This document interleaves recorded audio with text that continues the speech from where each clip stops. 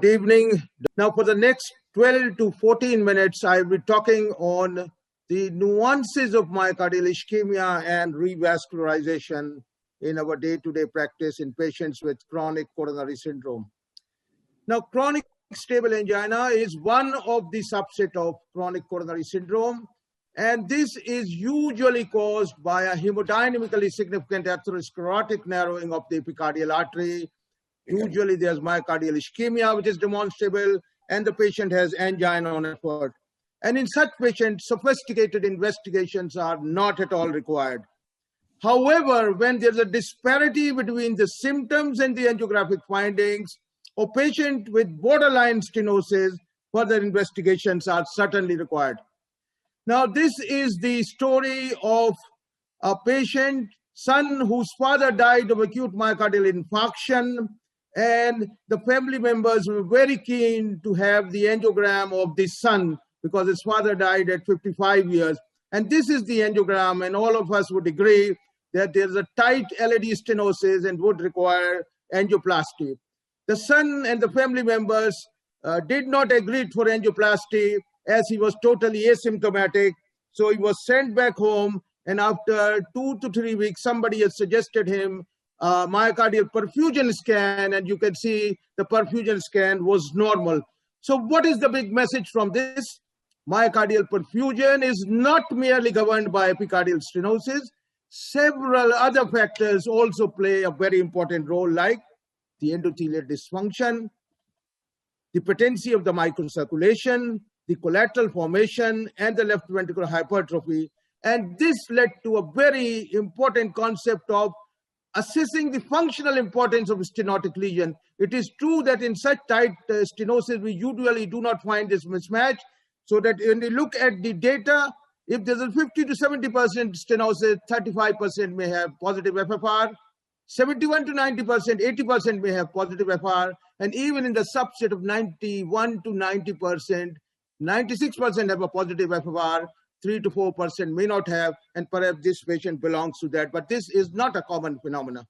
And we assess the functional importance of stenotic lesion either by an FFR or a myocardial perfusion, and the FAME trial and the FAME2 trial was designed to elaborate this concept, and all of us know FAME showed superiority of a FFR-guided approach, and functional rather than anatomical revascularization should become the standard of care.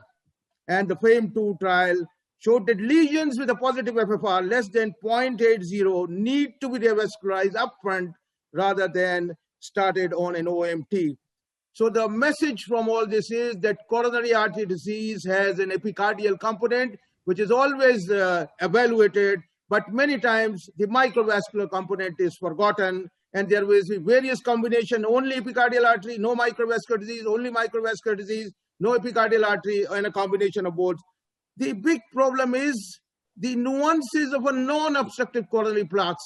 Now, on occasions, all of us seen that when we see intermediate lesions and the FFR test is negative, the patient is often told you do not need an intervention and sent back.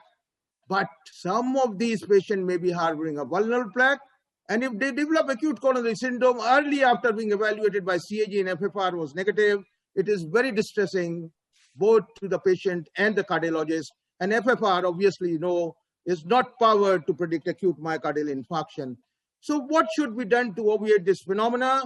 And can CT angiography help? I'd also like to have the comments of Dr. Pandey and Dr. Amrish on this phenomena, because this is not uncommon.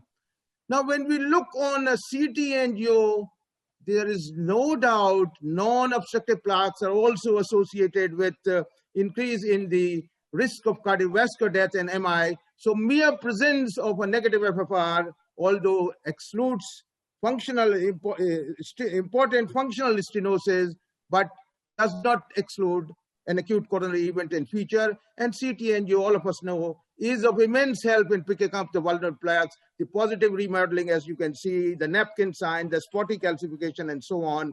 And FFR, all of us know, this can also assess the individual lesion stenosis.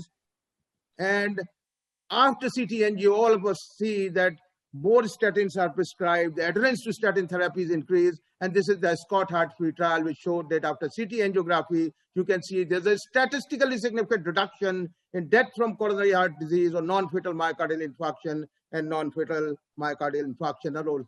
Now, this is the second story of a 40-year-old male, chest pain on exertion, classical TMT positive, diagnosis angina on effort, coronary angiogram done in another center, normal. Patient was asked to consult a gastroenterologist and psychiatrist. Everything was normal. Patient came to us. We did an angiogram, and as you can see, the epicardial coronary arteries are totally normal. But what is very impressive is the slow flow. The arteries take a lot of time to get cleared, clearly indicating that there is a microvascular problem. And this, again, is a common mistake made by the interventional cardiologist. Now, how do we diagnose microvascular angina? All of us remember that even the stress thallium will be negative in microvascular angina, and this adds to the mistake that thallium is normal, angiogram is normal, patient does not have it is the CFR on a PET scan or some other thing clinches the diagnosis of microvascular angina. So what should be our strategy when the problem is faced of microvascular angina? If you have an FFR less than 0.80, CFR is more than 2, this is functionally important stenotic lesion, and PCI is the treatment of choice, and it will produce good results because the microcirculation is not compromised.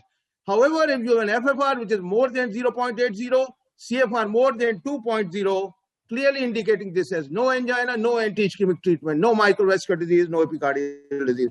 On the other hand, if you have an FFR less than 0.0, CFR less than 2.0, this means patient has both a flow-limiting stenosis as well as microvascular dysfunction, and the results of PCI may not be optimum because following PCI, you may produce distal embolization, and the microcirculation, which was already clogged, may further become clogged. And if you have an FFR which is more than 0.80, CFR less than 2, clearly indicates there is no flow-limiting stenosis and microvascular angina is present, and treatment is only medical treatment, no PCI.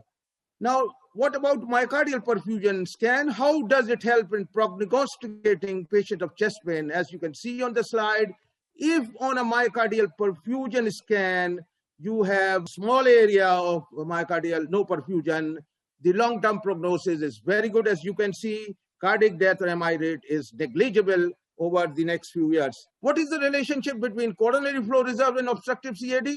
Again, you can see the relationship between coronary flow and obstructive disease. If there is a preserved global CFR in a patient with normal or mild to moderately abnormal MPI, virtually excludes a prognostically significant obstructive. So this is the importance of the coronary flow reserve.